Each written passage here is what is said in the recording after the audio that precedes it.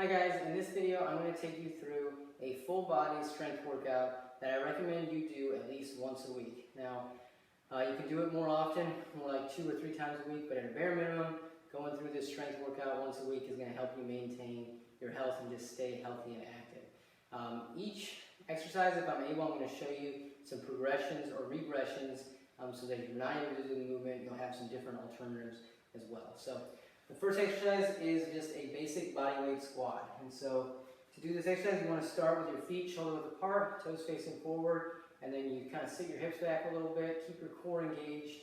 You want your spine neutral, and then you're just squatting down and coming back up. Okay? So from the side here, you can see that my hips are going to start back to initiate the movement, and then from there I'm kind of in that athletic position. And then from there, my core stays neutral. I don't arch my back or round like this. I just bend my knees, and I come down, and I come back up. So my trunk has to come forward a little bit to maintain that balance, but I'm not collapsing in the trunk like this. My knees also are staying relatively vertical. They're not going forward over my feet or collapsing inward like that. So you really should feel that core engagement, and you're going to feel this exercise in your quads and your hips. And I'll show you this one more time. You can do 20 reps like that. The depth really doesn't matter as long as you can maintain the mechanics. So if you're only going this low, that's fine. You don't want to have any knee pain or back pain. If you really struggle with just the movement in general, I recommend starting with the sit to stand. So in this position, you're just sitting on a stable surface. You want your feet shoulder apart, toes facing forward, just like you would in a squat. Then you're leaning forward a little bit, but just hinging the hips, standing up, and then sitting back down. Okay, the higher the surface, the easier the movement's going to be. So if you're really tall, you may need to start on a higher surface. Then once you get that pattern down and you feel comfortable, you can do what's called a butt tap squat. So you still have that bench behind you or the chair, and then now you're just tapping. But it kind of gives you that cue to sit your hips back. And then once you get that, you can come here and it's the exact same movement. That's how I recommend working up to the squat. Okay, so for that first exercise is just 20 squats. Okay, so after you do 20 squats or 20 sit-to-stands, you're going to do 20 reverse lunges, but you're going to alternate right and left. So start with your feet together, then you're just stepping back, dropping the lunge, coming forward, and then doing the other leg. That can be 1 rep, and you do 10 reps like that, or 20 reps counting 1, 2. Some keys with this exercise is in the bottom of the lunge, that front knee should be vertical. It shouldn't be forward over the foot or collapsing inward, and that back hip should stay open. You don't want to sit your butt back like that. Okay? Should feel some tension in that quad, like a good stretch, in the quad and hip flexor of that back hip, and the main muscle is that front leg, that front quad, and that front hip are doing most of the work. Okay? If you struggle with the balance component, you can just hold on to something, either a stick or a wall, and do something like that. Okay? Alright, if you struggle even with that, you can change the exercise and do what's called a step up.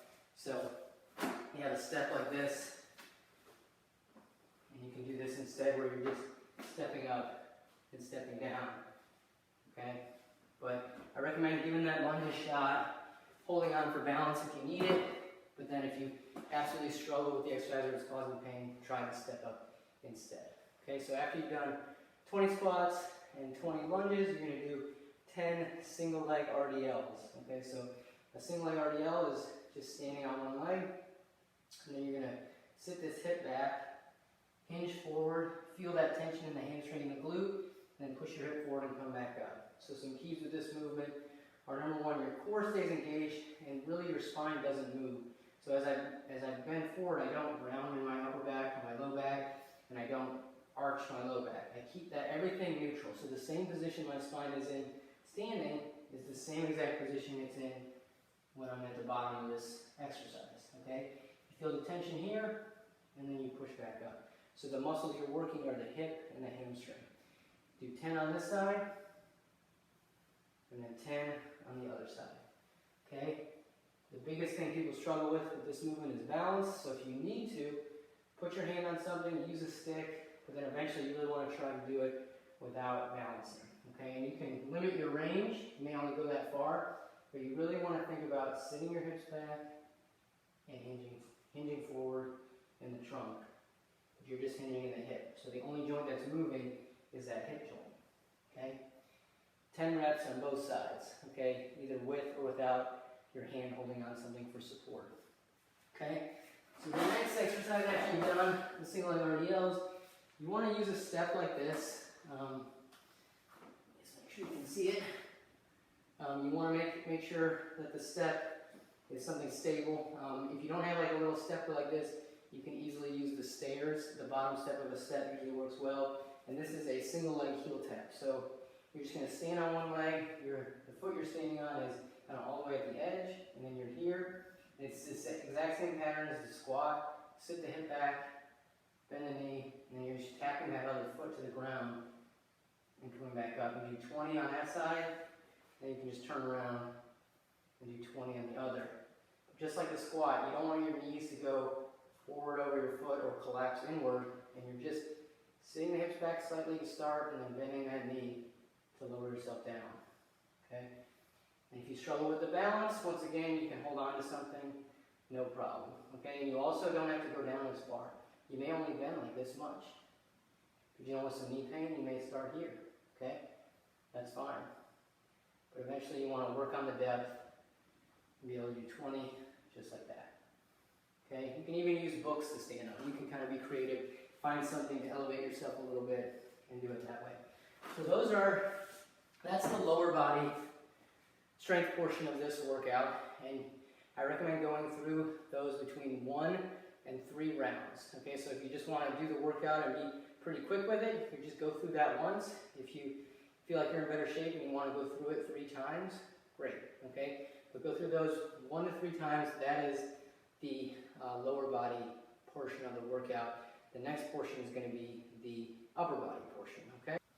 All right, guys. So after you've gone through that the lower body portion, either 1 round or 2 rounds or 3 rounds, you're going to start with the upper body portion. And upper body portion just has 2 exercises. It's a push-up and a pull-up. And there's different variations you can do depending on your fitness level. But if you're going to do just a regular push-up, you're going to start in that push-up position, which is with your hands directly underneath your shoulders, fingers facing forward. You want your core to be engaged. You don't want your back to be arched like this or rounded up like this. You want to be in a good position.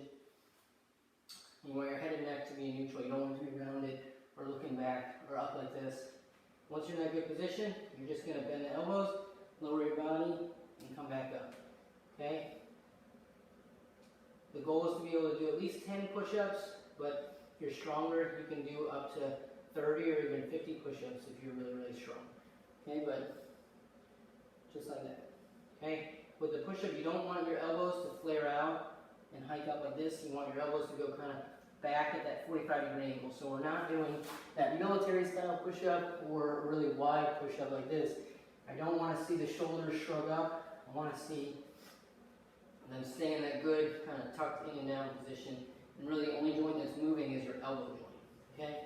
So if you struggle with a push-up, which a lot of people do, you can do an elevated push-up instead. So to do the elevated push-up, you just need an elevated surface. You can use, this is a weight bench, you can use the armrest of a couch, you can use a lot of different surfaces. The higher the surfaces, the easier it is. The lower the surface, the harder it is. So even the steps in your house work pretty well, and you can lower yourself down as you get stronger. So same position to start, just your hands are on the elevated surface. And then from here, you're just lowering, come back up.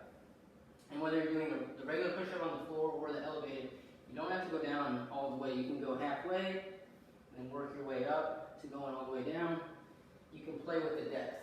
Okay, but you want to find a surface that you can do at least 10 reps on and then build up to being able to do 20, 30, 40, 50 reps. And then there are different drills you can do to get from the point of doing an elevated push-up to eventually doing a floor push-up. And if you're interested, just let me know and I'll gladly help you. But the upper body portion is the push-up, and then the next we're going to show you how to do the pull-up. Alright, so after you've done anywhere from 10 to even 50 push-ups, you're going to go and you're going to do a pull-up. And with the pull-up, you know, it's more of a challenging exercise, but if you can do pull-ups, you want to start at being able to do 10 pull-ups, okay?